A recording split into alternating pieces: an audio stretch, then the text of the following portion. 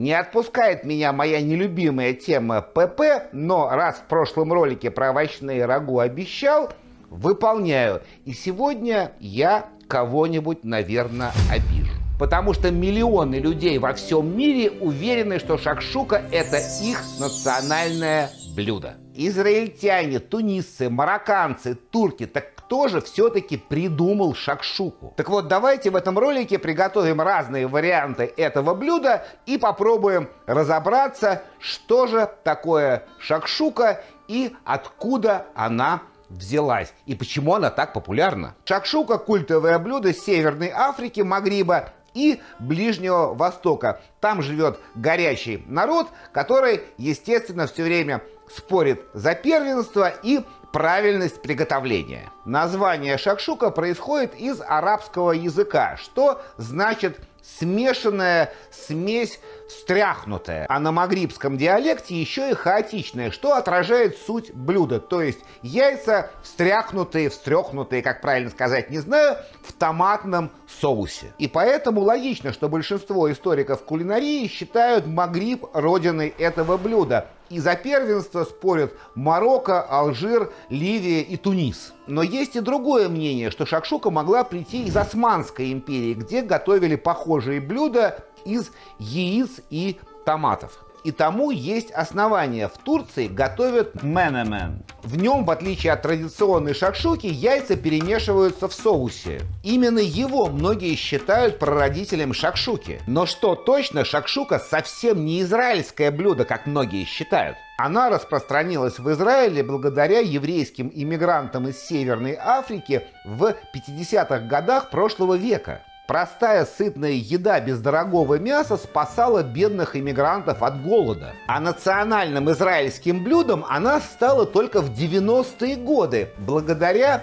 знаменитому израильскому шеф-повару и ресторатору Бино Гапсу. В 1991 году он открыл заведение «Доктор Шакшука», где начал готовить это блюдо на открытой кухне и подавать в порционных сковородках, так сказать, с пылу с жару. И забегая вперед, я специально нашел вот такую вот чугунную бабушкину старую сковородку, и поверьте, в этом есть смысл, но об этом позже. А так как он родился в семье иммигрантов из Ливии, то его знаменитая шакшука именно ливийская, с большим количеством чеснока, острого перца, никакого лука, а в качестве специй только кумин и сладкая паприка. Ну и как варианты он готовит шакшуку с мясом, точнее с ливийскими колбасками мергез. Я на своем канале делал мергез, у меня есть ролик, но классические тунисские. Оказывается, есть ливийский. Есть у него вариант с сыром и с баклажанами. И скорее всего, именно благодаря этому заведению и огромному количеству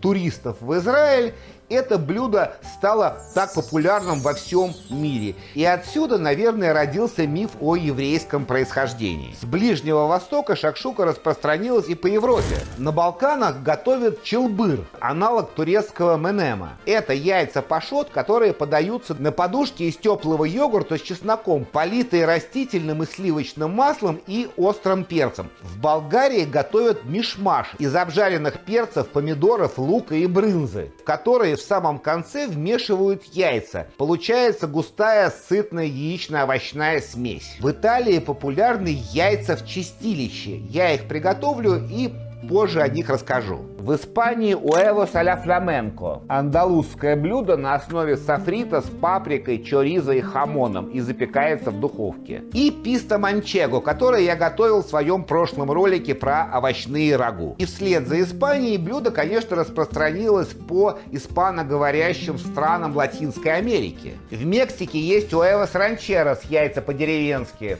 Жареные яйца на кукурузной тортилье, залитые острым томатным соусом с добавлением фасоли, авокадо и сыра. Там же готовят уэвос ахогадос, утонувшие яйца. Яйца разбивают прямо в кипящий острый томатный соус и варят до готовности белка, точь-в-точь, как в шакшуке. Так что сегодня шакшуку можно смело назвать интернациональным блюдом. Обо всех вариантах шакшуки рассказать невозможно. Я пытался их структурировать, как я люблю, Делал таблицу, кстати, выложил ее на Бусти в свободный доступ, так что, если вам интересно, можете зайти посмотреть, скачать, можете даже подписаться, там будет много полезного и интересного, ссылочку я оставлю в описании. Я приготовлю 3 варианта: традиционный, ближе к магрибскому или израильскому, зеленый без томатов и мою интерпретацию итальянских яиц в чистилище. Первый вариант я приготовлю израильский, он же ливанский, по заветам доктора Шакшуки. И с колбасками. Правда, ливанских мерьез у меня нет, но я нашел похожие вот такие вот бараньи колбаски. И то, что делает шакшуку шакшукой, а не яичницу с помидорами, это специи. Прежде всего паприка. Я возьму обычную сладкую паприку. Можно взять копченую, но я ее не очень люблю. Конечно, кумин или зира. Кстати, в чем разница, я так не разобрался. Если вы знаете, то напишите в комментариях. Это 2 базовые специи, и я еще возьму кориандр. Ну а, например, в тунисской шакшуке добавляют харису, острую приправу из перца, чеснока, оливкового масла, лимона. У меня, кстати, есть ролик на канале, можете посмотреть, как ее приготовить. И раз уж я готовлю ливанско-израильский вариант, то традиционная паста или специя, которая используется для шакшуки в Ливане, это заатар. Приготовить заатар очень просто. Берем кунжут, обжариваем его на сковороде до светло-коричневого цвета, добавляем к кунжуту сушеный тимьян или орегано. Я взял половину того, половину другого, где-то в пропорции 1 к 1. Туда же сумах, солим, все хорошо перемешиваем и разбавляем оливковым маслом так, чтобы получилась паста.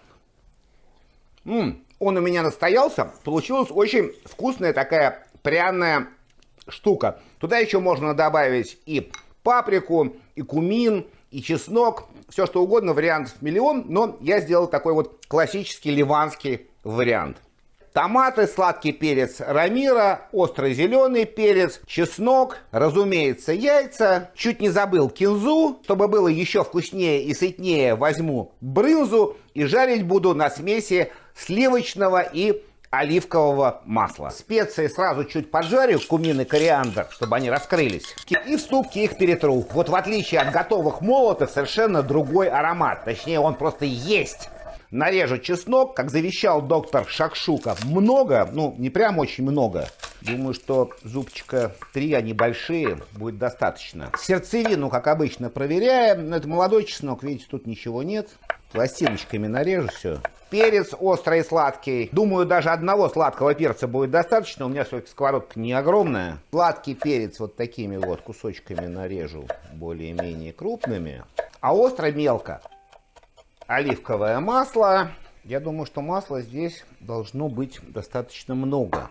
И кусочек сливочного. Мне вообще яичница нравится за сливочным. Я всегда яичницу жарю на сливочном, поэтому сливочное. Наверное, это неправильно, но это мой вариант. Чеснок, сразу перец. Они вместе обжариваются. Да и острый перец тоже. Нарежу теперь колбаски. Их тоже надо обжарить. Они очень нежные. Сейчас вот такими вот кусочками. Надо было сначала их немножко поджарить, а потом уже резать. Тогда бы они не выдавились. Ну, этот лайфхак для вас. Вот так вот на маленьком огне, пусть постепенно жарится, так ничего не сгорит. И быстренько сниму кожу с помидоров. Вообще я не видел, чтобы кожицу с помидоров для шакшуки снимали. Но я сниму, мне не нравятся вот эти вот ошметки. Я их не надрезал, но они сами развалились. В холодную воду времени нет, буду чистить горячие. Кубиком их нарежу. Тут, в принципе, можно произвольно, они все равно все разойдутся у нас. Отправляем помидоры. Так, сок весь. Сразу нужно посолить, чтобы помидоры лучше отдавали сок. Паприку и кориандр с кумином. Один раз все перемешаю.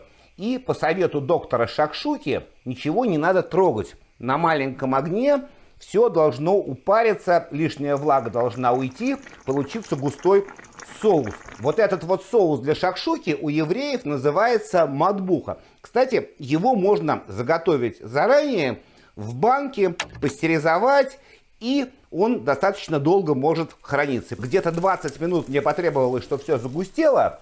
Все-таки помидоры у меня не идеальные, хорошие, но не супер.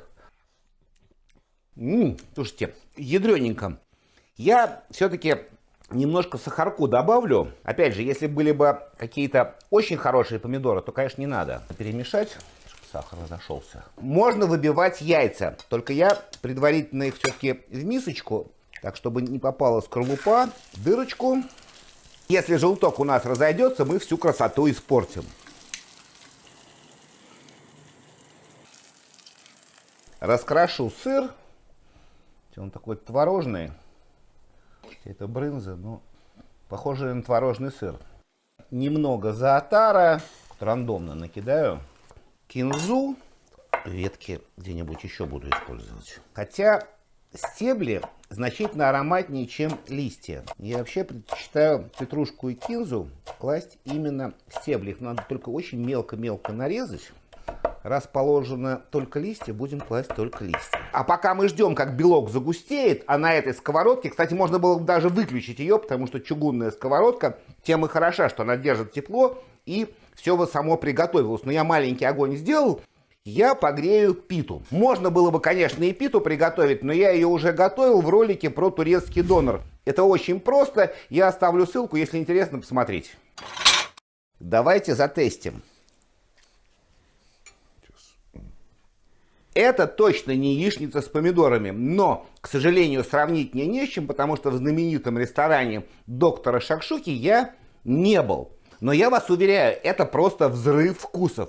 И зоотар правильно абсолютно играет в этом блюде. Единственное, что острый перец я, конечно, немножко переложил, но я не знал, что он такой сильный. Но для тех, кто любит острое, вообще все идеально. Колбаски. Зеленая шакшука, как бы это странно ни звучало, сейчас это очень модный тренд. Ее подают во многих ресторанах Нью-Йорка, Лондона и Иерусалима. И мне кажется, что до появления томатов шакшука в древности была именно такой. Ну, не такой, конечно, точно, но с зелеными сезонными овощами. Я взял разные зеленые овощи, брокколи, модный кейл, сладкий зеленый перец, зеленый острый перец, зеленый лук, кинзу, шпинат и незеленый чеснок и лимон. Сливочный сыр и сливки для соуса, и специи зеленое карри, тоже зеленое, и мускатный орех. Яйца, сливочное масло, соль, перец, оливковое масло. Тут все элементарно. Начинаем с чеснока, как обычно. Он у меня молодой, не острый. Возьму зубчика 3. Зависть проверяем. Никакой зависи нет. Тонкими ломтиками. Сладкий и острый перец. Они дольше обжариваются, значит, с них и начинаем. Тут я, наверное, половинку возьму небольшими кубиками. И остро-зеленые, конечно, мелко. Все в ту же чугунную оливочное масло. Сливочное. Я уже говорил, что яичницу без сливочного масла я не воспринимаю. Чеснок, перец. Маленький огонь, пусть потихонечку обжаривается. Следующим брокколи. Возьму несколько соцветий на маленькие. Сейчас я ее разделю. Так вот хватит, иначе у нас получится овощное рагу, а не шакшука. Вот эту вот труху тоже туда же. Нарежу модный кейл. Его можно взять больше, потому что он как шпинат превратится в ничто. Такими вот большими кусками. Не знаю, палки от него хорошо или нет. Я, честно говоря, не специалист по кейлу. Давайте я не буду класть палки. Заморожу потом в бульон. Туда же. И часть шпината я тоже закину. Я его буквально вот так вот рубану. Такая зеленая гора. И главное тут соус или заправка. Так, шпинат, прям свежий. Главное, чтобы китайская шайтан-машина с этим совсем справилась. Сливочный сыр, сливки. Добавлю сразу специи, карри, мускатный орех. Выжму немного лимонного сока, чтобы цвет у шпината не потерялся. И соль. Сливки я взял самые жирные, чтобы при нагревании они не рассеклись. Сюда бы, конечно, бульончика хорошо добавить овощного, но нет у меня его. Так. Пахнет хорошо. Так, переливаем нашу смесь. Все перемешаю. Надо соус попробовать.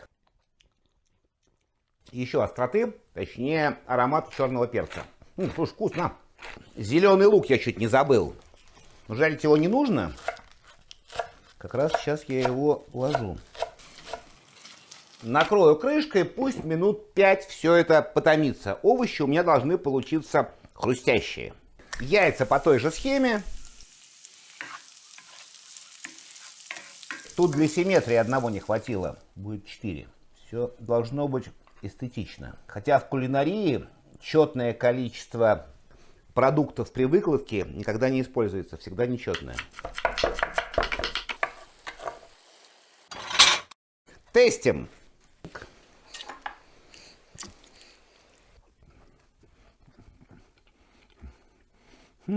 Острого перца мало, получилась такая нежнятина.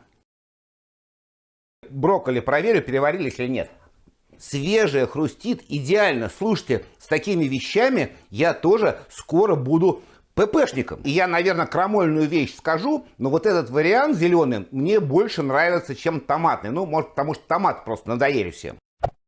Ова ин пургаторио. Яйца в чистилище. Неаполитанская классика. Почему яйца в чистилище? Белок символизирует души, которые пытаются выбраться из красного томатного соуса. У меня, кстати, возник вопрос, а желток-то какую роль играет тут? Наверное, самая простая вариация шакшуки. И буду я его делать не на базе томатов, а на базе своих заготовок протертых томатов. Это 23-й год. Они уже стоят, какой сейчас, 26-й, то есть 3 года. Вот узнаем. Кстати, ролик у меня есть на канале. Если сейчас все хорошо, то обязательно его посмотрите. Слушайте, но они как свежие. 3 года, никакого холодильника. Это протертые томаты с базиликом. Кроме томатов, те же яйца, пармезан, чеснок, свежий зеленый базилик, сушеный острый перец пеперончино. От себя то, что в базовый рецепт не входит, это анчоусы и каперсы я возьму. Соль, перец, хорошее оливковое масло. Все по обычной схеме. Чеснок. Я уже проверять на зависть его не буду, потому что он молодой. 2 мы уже сделали, а внутри ничего нет. Немного его раздавлю. Вот итальянцы в своих блюдах очень любят нарезать чеснок пластинками. Кстати, вы знаете, что от способа нарезки чеснока меняется его острота и вкус. Чили только зернышки отсюда уберу. Мне кажется, он очень ядреный. Масло, много масла, перец, чеснок. Сразу анчоусы, чтобы они разошлись. Сильно обжаривать не нужно, только у чеснока появляется легкий коричневый оттенок. Добавляем нашу волшебную пасту. Каперсы и базилик. Листочки оторву прям руками. Ничего резать не надо. Палки не буду класть, только листики. Натру пармезан. Часть пармезана сразу добавлю в наш соус, чтобы он расплавился и его загустил. Черный перец, проба, соль, перец, сахар, острота. Чуть-чуть сахара добавлю и чуть-чуть соли. Долго уваривать не нужно, потому что пюре у меня очень концентрированное, поэтому можно сразу яйца. По той же схеме. У меня их 3, поэтому хотелось бы симметрично. Пусть души вылезают, если смогут. Белок немного перемешаю с помидорами, чтобы тяжелее им было вылезать. Сверху пармезан. Чтобы еще сильнее осложнить им вылезание из чистилища. И базилик сейчас накидаю. Прям листочки вот так вот красиво. И тут мы накрываем крышкой где-то минут 5, чтобы наш сыр расплавился. Тут уже нужна чиабатта. Протестим. А что тут говорить? Классический итальянский томатный соус, да еще с анчоусами и каперсами. Базилик. Много сыра с яйцами. Ну, перфетто, больше нечего сказать.